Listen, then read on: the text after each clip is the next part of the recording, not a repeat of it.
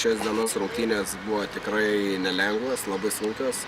Pradžiai stengiamės pabėgti, tačiau sunkiai tai pavyko padaryti, nes varžovai skirtumą iškart panaikindavo. Taip pat šiandien turėjom gan daug netekčių ir susirinkom tik 6. Tai aš norėčiau padėkoti tiem vyram iš vis 6, kurie atėjo į varžybas ir pagelbėjo mums, kad susirinktumėm ir įvyktų šitas varžybas. Taip pat kovėsi jie atidavė visą širdį ir mes tikrai, manau, buvom verti nugalėti šiuose varžybose. Mums taip pat trūko labai trenerio Tado, kuris sustigavęs yra, aš tik tai šiandien atėjau pagelbėti vietoj Tado, o taip pat trūko mums polenta Nerijos Janaičio, kuris mums tikrai labai daug duodavo ir šiandien būtent jo pritrūko iki pergalės ir jėgų. Aš manau, dėl to, kad per trumpas suolas nepavyko mums laimėti, nes 3 žaidėjai paliko aikštelę dėl 5 asmeninių pražangų.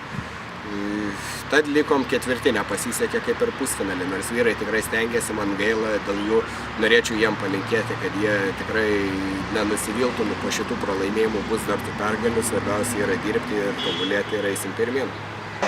Rungtynės buvo sunkios, varžovai, kad ir negausiai susirinkę, bet parodė charakterį, sukovojo labai gerai, bet mums pasisekė 3 kėlinius mėgojom, paskutinius susijęs gynyboje.